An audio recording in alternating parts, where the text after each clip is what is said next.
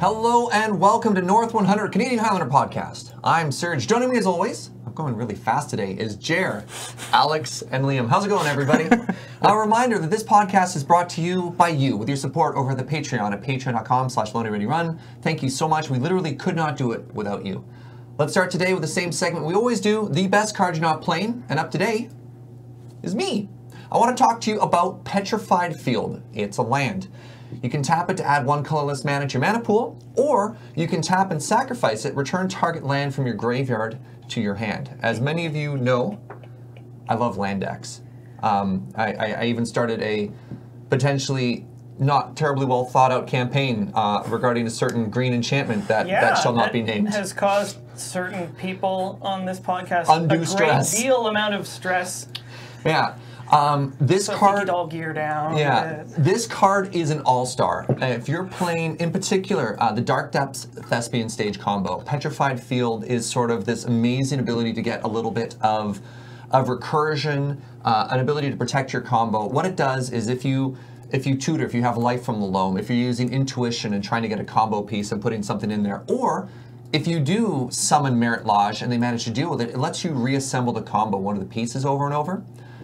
If you're playing, I wouldn't do it in a 4-color version of lands deck, but if you're playing a 3-color lands combo deck, even around Valakut, like a Scape Shift deck, or around Dark Depth and Thespian Stage, my goodness, this card's an all-star.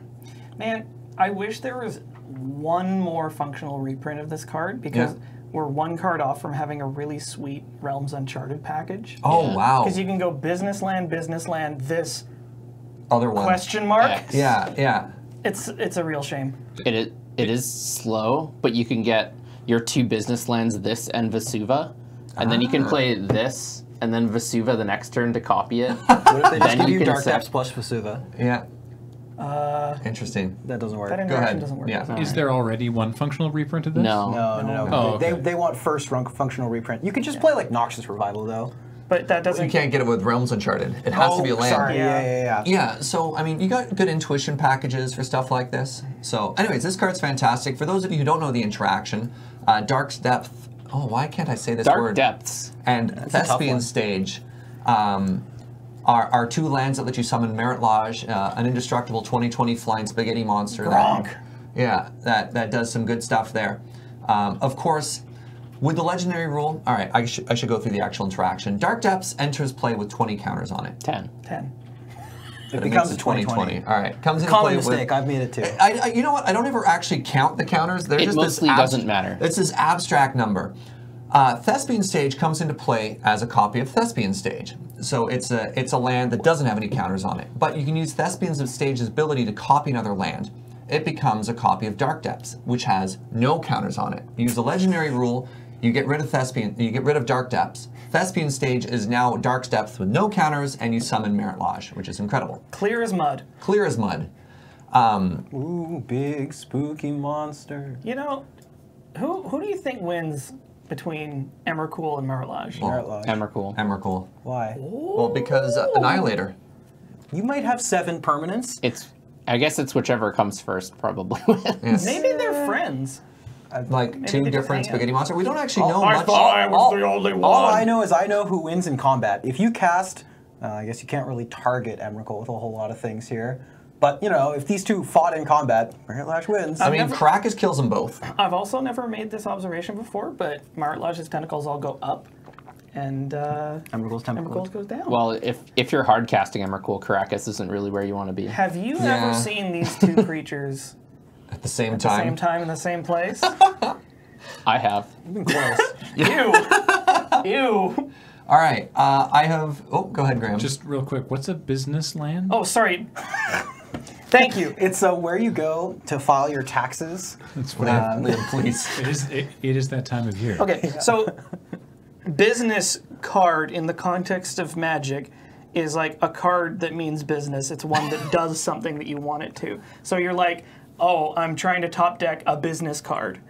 you know, like a card that gives them the business. Right. Okay. Like a live draw. I wasn't sure if it was like, you know, like the check lands or the fast lands. No, I wasn't this is sure if it Business was. lands, yeah. This is an Alexism. It is a. Is it? No, It's pretty common, but especially with cards like Gifts Ungiven and Intuition and Realms Uncharted, which are cards that let you get Like a a package. variety of things, and your opponent chooses which things to give you. The ideal package often involves getting some number of business things and some number of things that recur the business. So they're in essence just giving you the business no matter what. Yeah. And Petrified Field is the recursion part.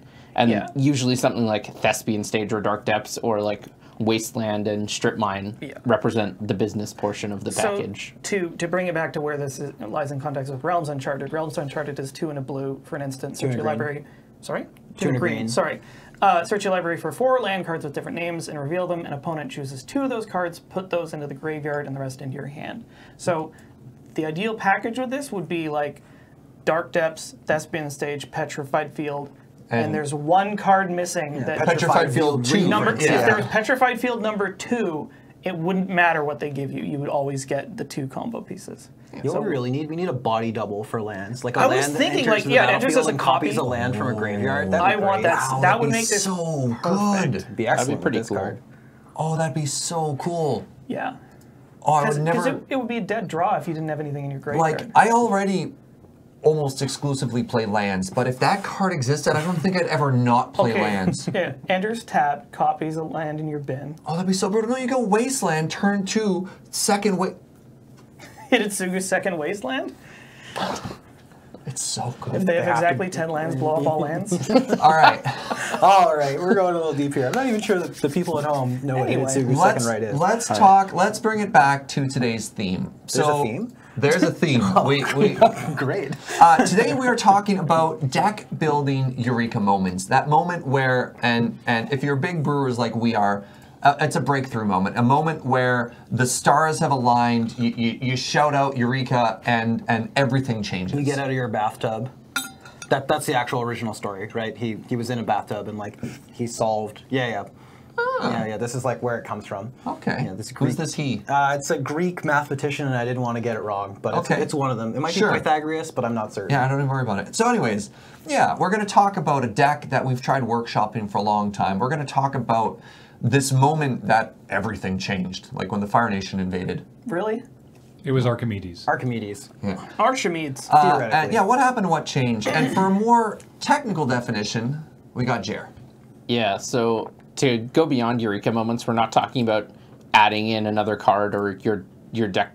They printed another card for your deck. We're talking about a shift in your deck's plan or an addition of an additional plan to your deck that just like pushes it into the next tier, whatever that may be. Sometimes it goes from like, you know, questionably playable to definitely playable or definitely playable to tier 1, but just like some sort of paradigm shift within your deck that pushes it up a notch. Well, you wanna start us off? What's a Eureka moment that you've had in brewing? Yeah, so I've had a couple. I've brewed a few decks in my time, but the one I'm going to talk about one from several years ago. I picked up Scape Shift, and it hadn't been played for maybe 2 years.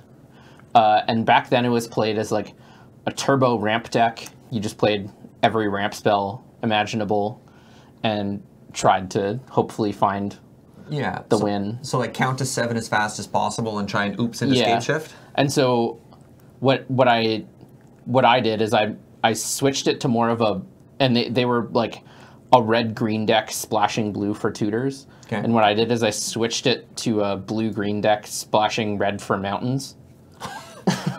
Because you need to have so many mountains to actually win with Scape Shift. All right, so that's what changed. Now, what happened? Why was that the breakthrough moment? So there was another, this is a story of breakthrough, multiple breakthrough. Okay. A Eureka-ception, if you will. So that was the first breakthrough was changing that angle, was to make it sort of from a ramp deck to a combo control deck. That's what I thought was best. That was right when they started printing cards like Thragtusk and Courser of Crufix and those style of cards. So they just helped you slow the game down and made being able to play a higher concentration of blue spells just better than just trying to turbo it out. But then they started printing more tutors. Like Bring to Light is a big one. Dark Petition's another big one. So then the deck, what I think is the best version of the deck, switched again to a 4-color, more combo-oriented version. Really? Yeah. So you're playing 4 colors, no white, and you're just like playing a density of tutor. Like you probably have at least 10 cards in the deck that find Scapeshift. And you're just able to play such a density of tutors and ramp spells with like a smattering of disruption to hopefully not die before you can get there. The sweet thing about this build of Scapeshift is that you have to play fewer literal, actual basic mountains, which is also good. Yeah. I had a trouble with that, where you're like... Because red is often the splash color. The weakest color in there. So what is the math? Is it 11 mountains is what you need to like reliably that's include? the fewest I'm willing to play in Highlander. Yeah, 11 or 12. So the math, for those of you who don't know how Scapeshift works at home, Scapeshift is a 4-mana sorcery that's 2 green and says sacrifice any number of lands, search your library for that many lands, put them into play, and then shuffle your library. Your payload is a card called Valakut, which is a land that taps for a red, but has an interesting ability that says, if you control 5 or more mountains... When a mountain enters the battlefield, if you control at least 5 other mountains, you get a lightning bolt, a trigger that lightning bolts something. Yeah. And then so what happens is if you can Scapeshift with 7 lands into play, which is why we're saying that, you get Valakut and 6 mountains, and you deal 18 damage to them because they all interplay at the same time. And presumably at this point, your opponent has fetched at least twice, or you know, sort of incidentally accrued a little bit of damage. Sakura Tribe Elders attacked once, that sort of thing. No, yeah, exactly. It's fairly reasonable that they are dead if you get to 7 lands and you cast Scapeshift. The challenge in the deck is, if you accidentally play a mountain at any point, how many redundant mountains do you need to have so that you can get those 6? Or if you just have a mountain in your hand, right? You can't get them in the hand. The other thing is that unlike in Modern, which is where this deck is, it's played, most of it's played, where you can play multiple Valakuts. So if you get to 8, you still just get 6 mountains and 2 Valakuts, and all of a sudden the damage doubles. You get 36. In Highlander, you can't do that. And Vesuva doesn't work. I've asked. Unless you already have the Valakut in play. Vesuva needs to copy a land that's already in play because it enters play as a copy of a land. So there's no way that you can sort of like cheat and get a second Valakut, which means you just have to do it the hard way. So in Highlander, if your opponent gets to 24 life, all of a sudden you just need like 9 lands when you Scapeshift them, and you need to have 8 mountains in your deck still. So that's neat, because that's a challenge that I've had in trying to build sort of like value Scapeshift, where I'm trying to just like jam Scapeshift into a lands shell as opposed to a Scapeshift deck. And it's always been like, I have to play all these useless mountains. Like, I don't want to play red spells. Yeah, 4-color. Yeah, you're blowing my mind, Jer. So what really happened was just like the advent of them printing more and more better cards and adjusting, because Scapeshifts are really like variable archetype. You can do a lot of different things with Scapeshift. I've been trying to brew Naya Aggro Shift for a while, like landfall Scapeshift. Just you have like a step links in play and you end up played a GIP and you like value shift them just for like landfall triggers. Or you just like have a knight in play, or like a Titania Protector of Argoth.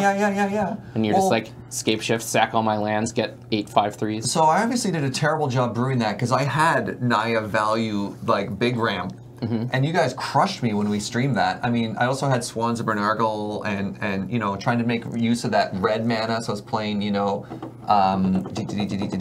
Seismic Assault. Yeah. But, oh, dude, your idea is way cooler. Yeah, and so just trying to figure out like which direction to take Scapeshift is really interesting, because there's so many different things you can do with it, and they keep printing more and more better cards. So I keep like trying to like work in how to play like the new hot busted cards with Scapeshift. Yeah, very cool. Any other questions for Jer?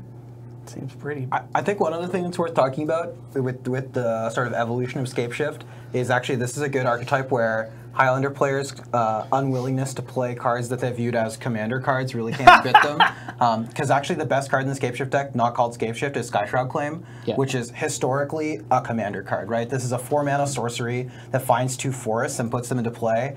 And classically, so it's 3 and a green. And classically, you know, we look at this and go like, yeah, that Animar Commander deck probably wants that card. I have no idea whether that's true or not, by the way.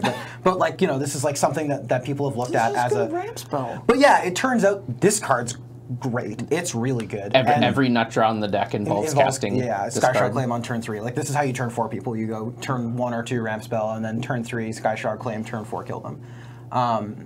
I've had draws that involve like you go turn 1 search for tomorrow, turn 2 2-mana ramp spell, turn 3 get your land off search for tomorrow, and Skyshroud Claim with another ramp spell, and then turn 4 without even playing a land. You can Scape Shift for 21. Real quick, give me an example point spread in this four color version. So the reason you're playing the 4-color version is for tutors. So your primary points go into tutors. So you're usually playing Demonic Tutor, which is 4, Vampiric Tutor, which is another 3, Mystical Tutor, which is another 2, and then whichever 1-point card you like best. Personal's pretty hot. Yeah. Very cool. Very cool. Oh, yeah. I need one of those. All right, I'll go next, and I also want to talk about a lands deck, but a very different lands deck. I want to talk about fast bond decks. Surprise, surprise. Shock. I know. And I think the biggest Eureka moment I've had in brewing Turbo Land is the act of playing a land is much more significant than actually ramping. Which is kind of hard to understand the difference on that, because oftentimes you're playing these landfall effects. So you want to care about a land in hand and the timing of when you play it, rather than like, oh, I've got fast one in play, I should just immediately dump my hand and now I have 7 mana in play. When you're like, well, so what? I'm gonna do nothing. Yeah, I'm gonna do nothing with it. I don't actually care about having that many lands in play. And what that changed was prioritizing cards that let me bring lands back into my hand. So if I play a blue splash, I'm often playing Oboro, Palace in the Clouds. That card enables a lot of infinite combos with Fast Bond. That and any way to gain a life like Course of Crew Fix, or prevent a damage like Glacial Chasm. Those 3 cards, Fast Bond, Oboro, and one of those sets up infinite combos. If you can gain more than 1 life, that's an infinite combo. If you have something like Hornegreed in play, that's draw your whole deck. If you have Ob Nixilis in play, they just die. Like really, really spicy. But then added to that, you have Trade Routes. So Trade Routes is probably another best card you're not playing, I should talk about sometime, is a 2-mana blue enchantment for 1 and a blue that says, for a generic, return target land you control to your hand, or pay 1, discard a land, draw a card. This lets you get so much value in your deck by every land you have turns into an Oboro. If you have something like, what's that new desert they just printed? One of ETB's... Sunscorched Desert. Sunscorched Desert? Suddenly, with Trade Routes and Fast Bond, you just kill your opponent with Sunscorched Desert. And yourself. Well, if you have it's a race to the bottom. Yeah, you know, it's neat. Or this is the real spice. This is the real spice. I had a Knight of the Reliquary in play once, and a bunch of mana, and a Trade Routes.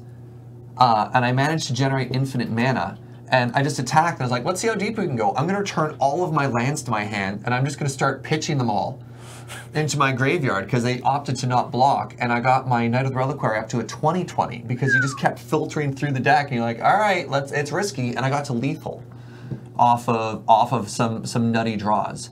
So that was big, and it seems really subtle, but it's like, if I care more about playing a land than ramping, what are the threats I play? What are the cards that I play? Do I care about ramp spells like 3 Visits or Nature's Lore? You know, things that get me ahead, and it ends up being a balance. And so that was really, really fundamental to my understanding of how do I play this deck? How do I build this deck? When I'm brewing, what am I doing? And it changes the win cons, because as Jer said, you can put together very, very different packages in the deck depending on the direction you want to go. What do you think the problem was with playing the ramp spells? Like, why did that ultimately not end up working? Or was it just that playing lands is better? the deck wasn't constructed in a way to ramp up and to take advantage of the ramp. Well, because you're not trying to hit like a 6 or an 8 drop or anything. Yeah, Well, yeah, I think You just want lands to hit the table. If you look at typical land decks, we talked about this a few times, but like their winning board states, they often look like you have some things in play and your opponent has virtually nothing in play. It doesn't look like you have a big 8 drop or something in play. Yeah. So I think the lands deck actually suffers from the classic ramp into nothing itis. Absolutely. You know, I wonder if the lands deck could play Scape Shift just for value, like not actually have the value. They do sometimes. The issue is, just like value, sack all your lands, go get the best. I think the problem is they come in tapped, so you're basically sacrificing a turn to do it. And I think Scape Shift just isn't worth playing if you don't have at least the capability to win with Valakut. Yeah, it's tough. Value Shift, yeah. I mean, I'd just be reiterating exactly what Jared said. He nailed all the important points there. In a deck with fast fun, I almost feel like you want some sort of like Hercule's recall effect, but for lands. I mean, like, is this an evacuation? They have that. I don't know. I've thought about Sunder. Like the best I've ever figured out with this is again these recursion ways. You go infinite, and I mean you can kill people with Hedron Crab. It's beautiful. No, seriously, Miller. No, I believe you. We know. Yeah. I've told people, you know, because this question comes up quite a lot. They're like, "Is mill viable in Highlander?" I'm like, "No, unless it's combo mill. You have to get the whole library. Incidental mill just will never get there through 100 cards. It won't happen." Nope. Yeah. No. But Don't encourage them. I've gone back and forth on this deck so many times. I've played so many different versions of it, and it ends up having to play like a combo deck. It can't play like a ramp deck. It's just too inconsistent. And there's an old version of like a turbo, like a ramp deck that you're getting into Avenger of Zendikar. You're playing Primeval Titan. You might be splashing for 1 or 2 other colors. It's too fair for Highlander right now, really, like, and that is sort of the definition of fair fast bond, which is like, this isn't too bad. It just doesn't do enough, because like best case scenario, you're like, great, I have 5 lands in hand, fast bond, and a 6 drop. Well, I have to hope to draw a couple cards. It, like fast bond in that case doesn't actually let you get to your big creature any sooner because you don't have enough land in hand to do anything with it. Yeah, like. Maybe you have fast bond Crucible, a couple of those lands are fetch lands, and you can play it, but you're going to be at about 12, and you only have the big idiot. You haven't even won the game. Like Tin Fins can win at that point. This way, you've just cheated out something big. Like a mid-range deck in that position is in a better place because you can rip gas off the top. But a ramp deck, land deck, it's just too weird. It's too inconsistent to take advantage of the ramp. So so it just actually turns out that those 2 ideas are more diffuse than they initially seem to be. Absolutely. You think that's sweet and that's a natural progression, and if you play it game after game after game after game, you end up with so many states where you either have a hand that does nothing, or you ramp into nothing, or you live the dream, and they're like, oh, swords, and you're just like, yeah, okay, yeah. I mean, I suppose you're sort of like this combo deck that is able to leverage all its land tutors into like these weird, hard to interact with spell-like effects. Yep. Yeah. That is the advantage of a lands deck. Is almost, if you're playing lands correctly, nothing uses the stack and your opponent can't do it. And I was actually really sad when they changed the land rule, just because Vesuva used to be a copy of Wasteland that didn't use the stack. You could take out their Caracas, you could take out their Academy, you could take out their Chaos Cradle, and it would just come into play as a copy of it. Legend rule would kill both. Ah, I remember those times. Right? But when they changed the legend rule, yeah. Yeah, and I mean, we're going back, what was that, 4 years now? Maybe longer. A while ago. I think it's even longer. It was before I started playing Highlander. So yeah, like that was a sweet version of Lands deck if you're going for mana denial.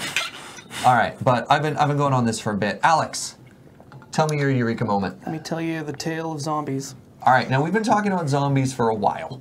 Yeah, it's sort of been my unicorn deck, and it may yet prove to continue along that trend. But well, like every time there's a set review, it's like, is Zombieland viable? I'm like,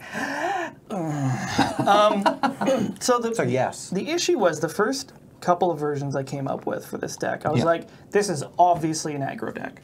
It's like a low-ish to the ground, sort of resilient aggro deck, kind of like Black Mold. Okay, which is green-black. Where it's green-black because, you know, you get like Lotleth Troll and the Juice and a couple other spells like that. Baby Juice. Oh, Baby Juice isn't a zombie. We discussed this. Yeah. I was like, yeah, you just play a bunch of like, 2 X's for 1 and then some lords, and it's like a more slow but more resilient version of goblins. Doesn't work. Bold. And I've mentioned this many times before, the quality of zombie 1-drops, in as far as aggro is concerned, starts really, really hot. You start off with Gravecrawler, Diregraph Ghoul, Cryptbreaker, there's a couple other ones that, like Sarcomancy is pretty good. Carnophage. Yeah, Carnophage is all right. And then after that, it drops off like a rock. Like, it doesn't sort of slowly dwindle. You go from like a 2/2 for 1 to like a 1/2 for 1. Or a 1-drop zombie that when it enters play, each player loses a life. Or when it connects, it exiles a card from their graveyard. They're really bad. And much worse than the options of 1-drops that Goblins has access to, which are like goofy cards, but actually like really powerful. Like the Sledders are really powerful. They're insane. And just Goblins has this huge density of like relevant 1-drops that are good to play and synergistic. And it's just not there. So your early game is slow. Well, maybe. That's thematic in some ways, though. Yeah. I see what you did there. Your 2-drops are what pretty changed? good. Your 3-drops. What changed was I kept thinking it's like there's not enough 1-drops. There's not enough 1-drops. Not enough 1-drops. So like aggro is not viable. I was like, wait. I don't have to make an aggro deck. And there was also these cards that I kept get out of the bathtub. Yeah, I kept looking at them and I was like, I wish I could be playing blue for Diregraph Captain because he's completely insane. Yeah. This card is like it's the best lord that I was never able to work into the deck. I was like, this card's completely bananas. Yeah, I kept being like, dude, you have to play bug. I was like you have to play bug. Can't do it, man. Makes the mana too All right, tell us crappy. about Diregraph Captain. He's 1 blue-black for a 2/2 with Death Touch. Other zombies you control get +1/+1, and whenever another zombie you control dies, target opponent loses 1 life. Yeah, it's pretty hot. That's a lot of stuff stapled onto one dude for 3 mana. Much text was Much text. Wow, wow. Oh, it's mine. It long since rotted away. It wields a sword with deadly skill. Yeah. Oh, I was looking at. So I was like, why not mid-range? Because one of the things I thought about was a deck like Death and Taxes, which it still plays some of the 1-drop 2Xs, but it plays only the very best ones for a little bit of early pressure. And then the rest are just like value hate creatures. So in some ways I modeled it after that. You're not playing like a hate shell, you're playing more like a synergy shell, and it developed this like substantial life loss sub-theme. Like you lose life? No. Your opponent loses life. Okay. So I changed it from green-black to Esper. So 3 colors. That's another part of this that I want to talk about. We'll get to it. Blue adds more than I thought. Yeah, blue's spicy for zombies. Like, I actually brought my deck here so that we can look at what let's what flip blue the adds. stack here. So I see one very spicy card in your blue stack some here. good stuff. So there's stuff like Compelling Deterrence, which is this random blue cares about zombies card. You can play Phantasmal Image as like a copy of one of your lords. There's Gisa and Geralf, which I poo-pooed this card first time I looked at it. Yeah. And then I looked at it again harder. It's 2 blue-black for a 4/4. And when they enter the battlefield, it mills you 4. Okay. And during each turn, you can cast a zombie creature card from your graveyard. So one problem here, Alex. It's not a zombie. That seems to be a human wizard. But it casts zombies every turn. It's like it draws you a card every turn. It's also a 4/4, which is fine. Reasonably hot. Is that Wonder Woman? Maybe? What's that art? What's going on in that art there? Oh, is that Liliana? Gisa. No, it's What? Gisa. It says on the card, Serge. And Geralt. That would be Gisa and her brother Geralf. Yes. You also get to play Lich Lord of Unks, which I had a hell of a time tracking down. This is 1 blue-black for a 2/2 zombie wizard, and for blue-black tap, make a 1/1 blue and black zombie wizard creature token. This is a great type line. It's pretty cool. It also has an activated ability for blue, blue, black, black. Target player loses X life and puts the top X cards of their library into their graveyard, where X is the number of zombies you control. Huh. And then Wait, so you're telling me mill is viable? You're milling them Go with away. this deck. Also, Scarab God cares about zombies a great deal. Sorry, it's the Scarab God. The Scarab God. Hold on. Yeah, you should read the zombie text that's relevant there. The Scourge of Standard right now, 3 blue black for a 5/5 at the beginning of your upkeep. Each opponent loses X life and you scry X, where X is the number of zombies you control. You also make zombies. 2 blue black, exile a creature card from a graveyard, and you make a copy of it that's a 4/4. And a zombie. And also a zombie. Yeah, you're getting some nut synergy here. Also, I was just able to put Time Walk and Treasure Cruise in here. Pardon? 6 out of 10 seems good. Yeah. Wait, because it's the point? 6 10s out of point seems good? I mean, Time Walk 6, Treasure Cruise is 1. The joke doesn't really work, but 7 seems too high. The points for the list are Time Walk, Treasure Cruise, Black Mox. Have you considered playing Phantasmal Image? It's in there. It's in here. Oh, yeah. Yeah. Seems good. What are you Grim cloning? the Corpse Board. This combo. No, stop talking about this stupid card. This card's great. It also combos with Splinter Twin, in case you were wondering. Hold on, go back to Grim. All right, let's Don't make me look at it. All right, so Grim is a 5/5 for 3 blue and a black. That it enters the battlefield tapped and doesn't untap during your untap step. That seems bad. But you get to sacrifice another creature and untap Grim and put a +1/+1 counter on it. only need to sacrifice a creature to get it to crack in once. And when Grim attacks, destroy target creature defending player controls, then put a +1/+1 counter on Grim. Then keep him tapped. Right, and then sack your Gravecrawler and cast it again. This is the laziest zombie in the world. This card is actively good. This is Mike Tyson. He punches them once and falls asleep. Sure, but like half your cards suck anyway, so like sacking them's not that bad. Like, let's go look. Like, would you sack? If I may continue. Yeah, go ahead. I'm gonna find things I'm down to sack. I just saw a spicy card here. You get to play Cavern of Souls. I do get to play Cavern of Souls. There's a white splash. This card actively wants you to sack things. It's Plague Belcher. Put Plague Belcher on the screen. I'm not playing Grim. Not when I'm playing Scarab God. You have Withered Red. All right. Okay, so there's a. Oh, you're playing. There's a tiny bit of white in the deck as well, which is on the fence right now. Oh, you might just go with 2 color. I might just go blue-black. Oh, however, interesting. the Wow. white cards in the deck are really good. Yeah. There are exactly 3 black-white zombies. Okay. 2 of them are really good. That's a good ratio. 66% ain't bad. All right. What are it's they? Tide Hollow Sculler, Okay. That one's real good. That one's which is really good. really good. Yeah. He's a zombie, Hi, zombie friend. also an artifact. Yeah. I don't even think it's the best black-white zombie. Well, in general, it probably is, but not in the zombie deck. And also Wayward Servant.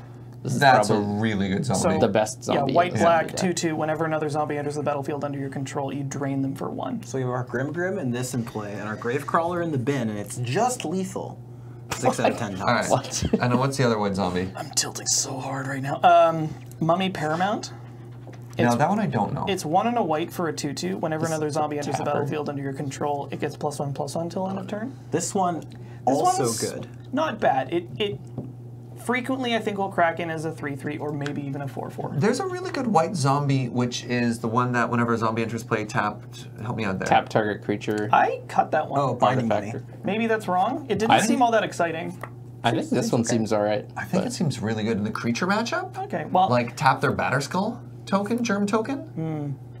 well, it might come back. Then the other 2 cards are just Zealous Persecution and Vindicate. You could do it as a combat trick by fetching a land and bringing back your landfall guy, and then We don't have a land. Bloodghast is a vampire. Vampire I spirit. am a vampire. I am a vampire. So there's 5 white cards in the whole deck. What are the other ones? That's it. Those ones. Vindicate and Zealous Persecution. Okay. That are just good. So there could potentially be 1 more in the form of maybe Binding Mummy. There was a piece of fluff. Oh, okay. I I thought you were like Pshaw, not playing What Binding Binding Mummy? But yeah, just to make the mana better, I could see this just being blue-black. And if it was blue-black, then I'd maybe end up playing stuff like Back to Basics. Just to brown your opponent really bad. What gets you access to Krakus, though? Just play you Caracas can without play having white Caracas cards in your anyway. deck. Yeah. But I don't feel bad. Yeah, Putrid Warrior is the third black-white zombie. He's a 2/2. Whenever he deals damage, you get to choose whether each player loses 1 life or gains 1 life. That counts combat damage too. So Yeah. if it's blocked, you can trade for a creature. Isn't there another white-black zombie? Isn't there a 3-mana one from Hour Oh, of okay, yeah, Devastation? I told a lie. It was not from Hour of Unraveling this Mummy. guy. This card seems fine as This well. card seems It's fine. not the worst. Really? It's not great. Well, like when you're attacking But with it's not the Grim, you worst. might as well give it lifelink as well. 1 black-white for a 2/3. And it has 2 activated abilities. For 1 and a white, target attacking zombie gains lifelink, or for 1 and a black, target attacking zombie gains death touch. What might be really, really, really spicy, like real talk. Yeah. Not Liam poking holes at Thank you. you. All right. There's an old white-black land, I think it's from Archyard, that gives all of your creatures lifelink and death Vault touch. of the Archangel. Vault of the Archangel, which I think would be really good. So what Unraveling Mummy and Vault of the Archangel would both be able to do is just swing combat math in your favor. And if you're in a mid-range matchup, or if you're just trying to race in some way, these sort of effects. So going back to that previous mummy, that might be sort of a breakthrough moment as well, which is kind of neat. Maybe. Yeah, Like, there's not a lot of cards better at racing than this land. I'm tooling the deck up. It's really going in a different direction than it started before. Yeah, wow. Which is like, it's Still Moon Cavalier. that's the one. Yeah. This card's really good. This card's excellent. it? Yes, that's pro blue, black and white. Yeah, that card's just It this just card's fights. just great. Gets flying. It has and first it strike. has 5 relevant abilities. Yeah. I mean, maybe I can like. like even just playing. Night. It's a zombie night. I think one of the reasons I cut this guy is the 3-drop slot in this deck is mega stuffed. Yeah. It's got to be better than some of the 3-drops in your deck. All right, it's my turn to go through. While you're there, find everything you'd be willing to sack to Grim Grim.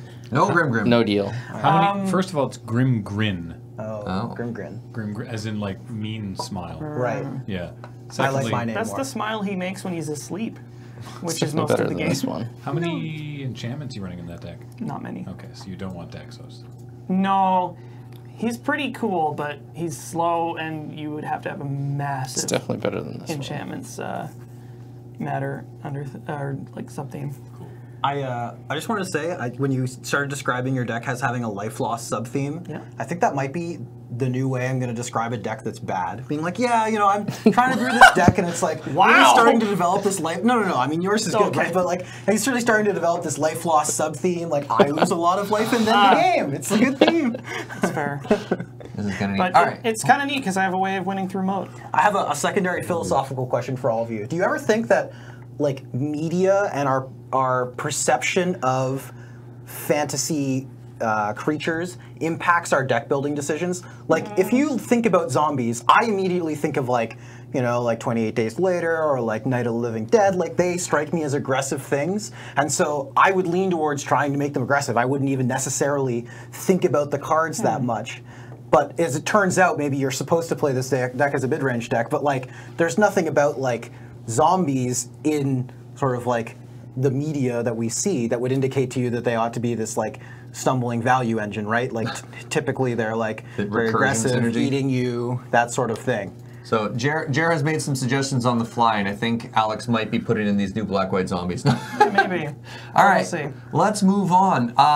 Liam, Yeah. you are a known fringe brewer. I'm sure there have been a couple moments of inspiration. Fringe brewer. Jeez.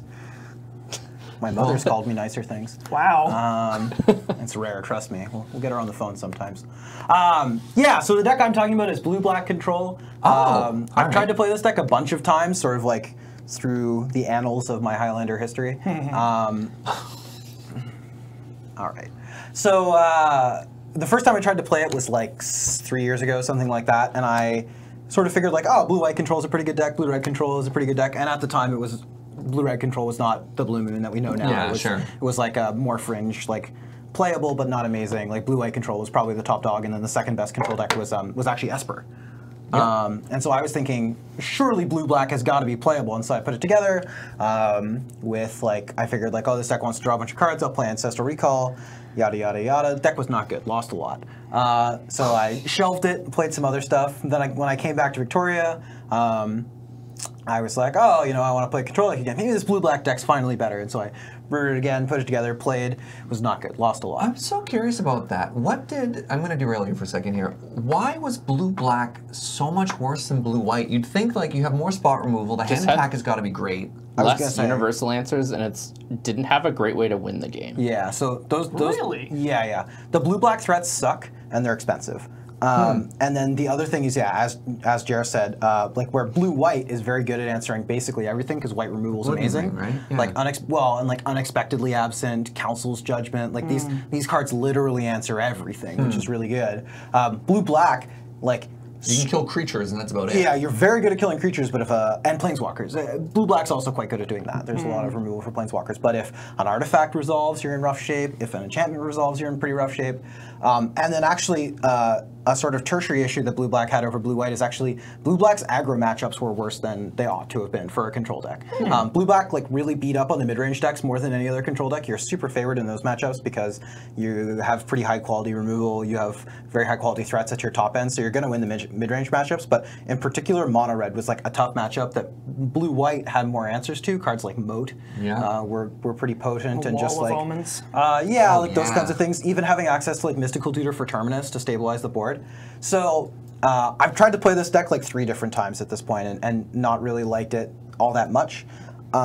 So finally, I decided I was going to play it, and in order to be better against aggro and more specifically exactly mono red, I'm like sort of fudging what deck I'm playing, but I added red to the deck, but not a lot of red cards. In fact, exactly 1 red card. You're gonna love it, Surge. Yeah, I added Madcap Experiment, and I cut all my artifacts, and I put Platinum Empyrean in the deck. And the reason you do that is it lets you... Surge sad. Got it. No. It's to beat the mono red players. The fact that your decks also can't beat this combo is not my problem. It's sort of tough but fair. Wow. Green, Surge, just Croson Grip it. I can't even counter it. So the reason being is that having Madcap Experiment in your deck gives you a really well-defined plan in the mono-red matchup, and that was something that blue-black was missing. I had tried adding a bunch of cheap removal. I tried adding things like Farika's Cure and Soren's Thirst. Yeah, the black deal 2 damage, gain 2 life. But those cards are just like really underwhelming. Oftentimes they have a handful of burn spells and it doesn't even do anything. Sure. And also as a black deck, you innately hurt yourself some amount of the time anyway. Yeah. So adding Madcap Experiment's the first sort of like big breakthrough. That tightens up the mono-red matchup, and it comes at a cost for sure. And the cost is there's sort of 4 cards that are like really obvious costs. You don't get to play Sensei's Top, which is great in this deck. You don't get to play Shackles, which is pretty good in this deck. And then the two biggest hits in my mind are you don't get to play Baleful Strix, which is just like great, awesome combo card, exactly what the deck wants, or control card, sorry, exactly what the deck wants to do. And Torrential Gear Hulk is the biggest loss. This card's insane. Ouch. It's both a threat and a value engine. So the adding of Madcap Experiment is by no means free, but it's worth it because it gives you a really clear plan in the mono-red matchup. Then you have, but by solving one problem, you've inherently developed another problem, which is that now the matchups that used to be really good, which were the mid-range matchups, and maybe control. I like blue-black against mid-range control and combo to a certain extent. You actually have made them worse. So you have to put something back in for specifically mid-range and control, and the solution there was to add way more draw spells and to add worse draw spells, technically speaking. So Jared and I actually both we've both talked about this a bunch. Jared's sort of innovation on the deck is Murmurs from Beyond. This is a tuna blue instant that's basically mini Factor Fiction. Definitely a best card you're not playing. So you reveal the top 3 cards, and then your opponent picks 1 that goes into the graveyard, and you get the other 2. And in a control deck, this is good because you just want density, and oftentimes your cards are doing the same thing. Also, in specifically blue-black, you tax your graveyard a lot, and so this binning a thing is nice as well. More delve. Yeah. Hieroglyphic Illumination is a new card that I've played and Jared and I have both talked about before. So this is a 3 and a blue instant. It's basically inspiration, but it cycles, and that's the important part. The fact that it cycles lets you get velocity in hands where you have too many draw spells.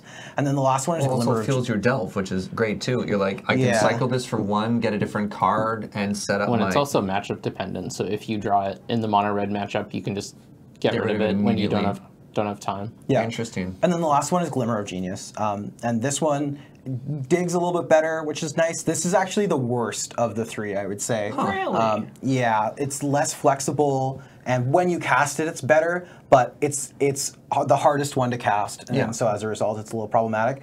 So, interestingly, here's the third and maybe the most interesting innovation. I cut Ancestral Recall from the deck. So I've just finished talking about how I wanted draw spells in the deck, needed more card velocity. But I'm going to remove the best possible draw spell. Yeah, and the reason for that is twofold. One, it costs 7 points now, and that's abhorrent and not sustainable for most blue decks. It's just like too expensive. You lose out on playing almost anything else, especially now that Mana Drain is a point. It's just like, it's too difficult to sustain playing a 7-point Ancestral Recall when basically any playable blue card is taxed at a point now. Probably by design. The card is really busted. Yeah, I'm not on the council. I wasn't involved in this debate. I was the person who recommended raising it to 6. I now think it's too much at 7, but we can talk about that another time. So instead, I cut Ancestral Recall and I played what we've sort of been calling in the community the small point spread. So I played 8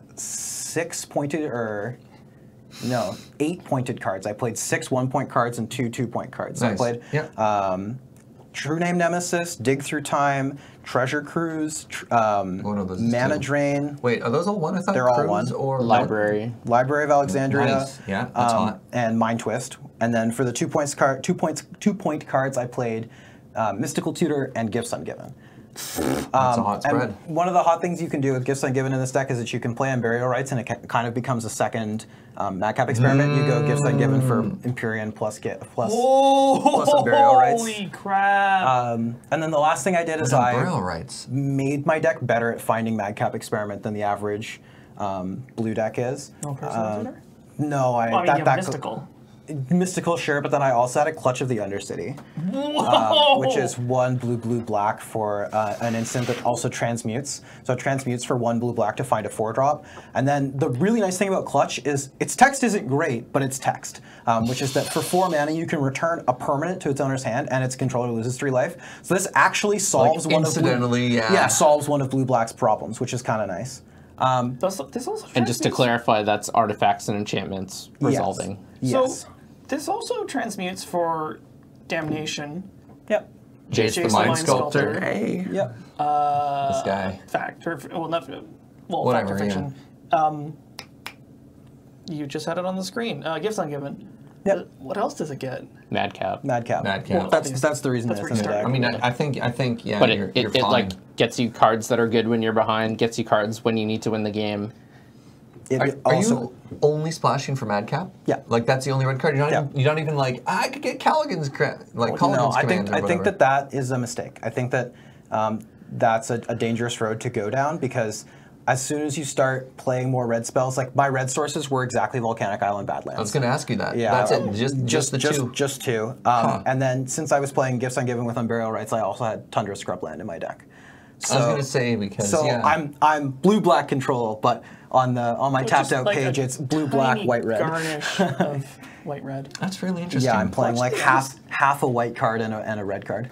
You know what would make my 2-color deck better if I made it 4 colors. But only very barely. I know. Interesting. Interesting. Frosting. This deck building is like archetypal of my personality as a deck builder too, in that it was like, oh yeah, let's build this nice 2-color deck, and then I could add more colors to it. So I had a Eureka moment right now. You know how I beat Platinum, whatever its face is? What's that?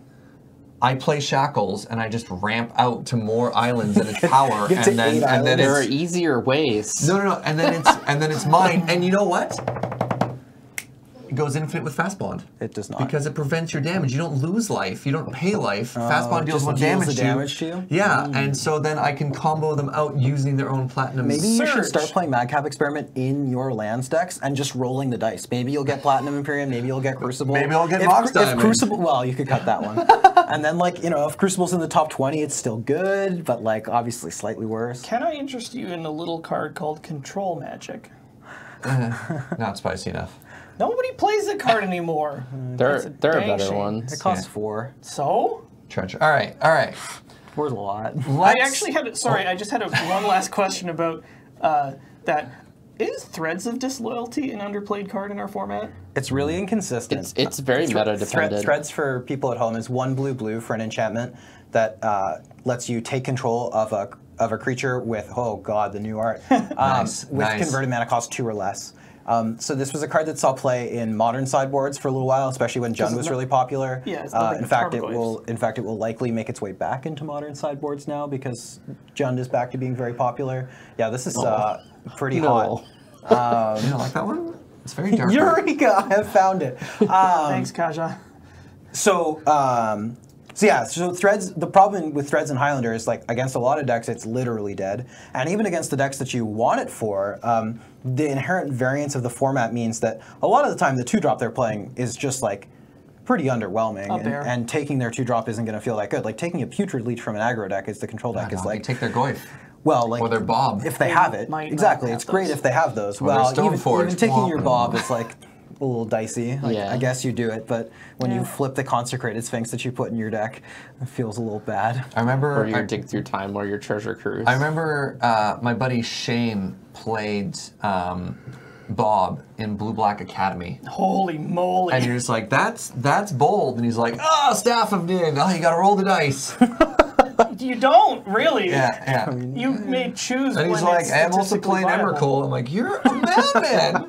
That's worse than getting domed by, like. It's fine. You gotta drops. You gotta live dangerously, my friend. All right, Tombstalker. Let's move on to our closing segment. Although we've already had a lot of powerful magic stories today, let's do it. It's time for powerful magic. Ooh, it's evolved. Up today, we've got Liam. Liam, I want to hear all about another spicy story. Well, and this is perfect because I've given you all the preamble already because the story's from this weekend. So this weekend was the 3rd Highlander qualifier event. Nice. Won by Benjamin. Congratulations to him. Oh, man, on Jeskai, beat Blue Moon in the finals. It's almost as though pointing blue cards hasn't done anything to impact the best blue decks. More points. No, that's all right. So I was playing this blue-black, white-red deck, and it was a 5-round tournament cut to top 8, and I'm 2-1-1. Jer and I drew in this tournament. Not our fault. It wasn't a deliberate draw. No, it was not. We did not get to start our 3rd game.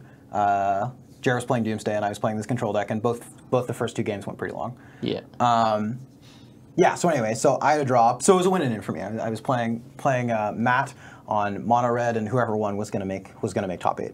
And in game 1, he lit up the barbecue, killed me, and I died. What were they on? Mono red. Did you say that? I did. Yeah. I'm sorry. Wow, That's okay. I don't know how I breezed over that. I was probably thinking like which Matt.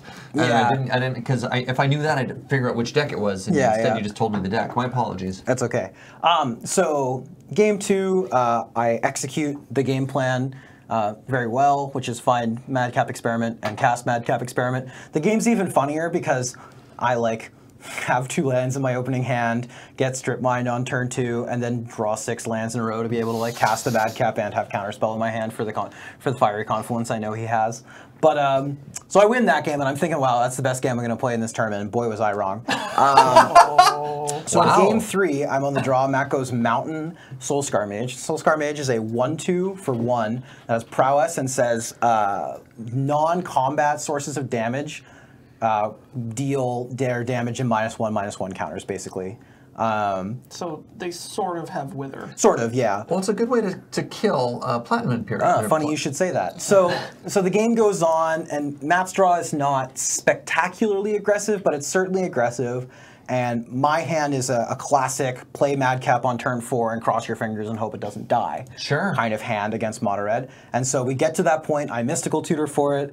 I play it. It's fine. He doesn't have a Braid and Fiery Confluence, so I don't just die. But he does start to slowly kind of wither this Platinum Empyrean down. Okay. And I haven't drawn enough counterspells to stop from dying entirely. And then finally I do have a counterspell in my hand, but he has Barbarian Ring.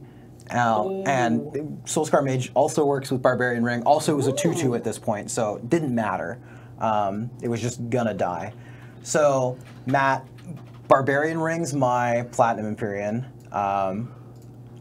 Yeah. And then my Platinum Empyrean dies. I go to 2. And and I'm sort of like, oh god, probably dead, but well, I have this ponder, I guess, so I like draw for my turn, and I cast my ponder, and like the first draw is a miss, the second draw is a miss, and then the third draw is Unburial Rites. And so I put that one on top and draw it, and then I Unburial Rites my Platinum Empyrean, and Matt proceeds to sort of like tilt out of his chair, sort of slide in that direction. That's so awful because even if he gets like smashed to smithereens, you can just flash back on Burial Rites and get it again. Well, Liam was at 2. Yeah. Smash kills me. Like, odds are if he manages to kill the Platinum Empyrean again, I'm dying. But suffice it to say, he did not manage to kill the Platinum Empyrean again, and I successfully won the match and made top 8, only to then lose in the semifinals. Why do I not own a copy of this card? This card's really Great good. question. It's a good card. This card's really good. Yeah, so this is just like a great example of like perfect deck building. Had it the whole time. Yeah, never lucky. Right, the whole plan. I watched that game. It was so tilting to watch. It's funny too because I usually have like an okay poker face when I'm like playing, but I was pretty sure I was dead, and then I saw the third card was on Burial Rites, and I'm sure like the look on my face, I could feel it that I was like, oh my god, we're doing it. Like we might actually win this game. I didn't know what you drew, but I knew it was good. Yeah. He also drew Fiery Confluence like 2 turns later, and you managed to find a counterspell in that time. Yeah, oh yeah. The way this game ended was also hysterical. I like ended up sticking an Ashiok and using it to steal a Hazaret, and then I only had 1 card in my hand, so I was like drawing for turn, throwing lands at my mono red opponent and attacking with a Hazaret that wasn't mine. With a Baral in play. Yeah, there's a Baral in play. Yeah, so a 6/6 Platinum Empyrean, like a Baral, Hazaret, an Ashiok, and me with 1 card in hand. That was most of the game. Which was the counterspell you needed. My goodness. All right, well that's a story. It was a hot story for sure. That burnt my mouth. All right, team. Well, that's our episode for the day. Stories of breakthrough moments, Eureka moments in our deck building, in the collective decks that we really like to play. Do we allocate a winner? What do we want to do for that one? I don't know. It's not a Liam's contest. bit. It's about the Not journey. so you think you can deck. Yeah. Which we've definitely had some good comments on that. So anyways, thank you so much for watching. I hope you enjoyed it. We'll see you next week. As always, I want to remind you that this podcast is brought to you by you with your support over the Patreon at patreon.com/LoadingReadyRun. Thank you. And I hope to see some suggestions up soon, and we'll see you next time.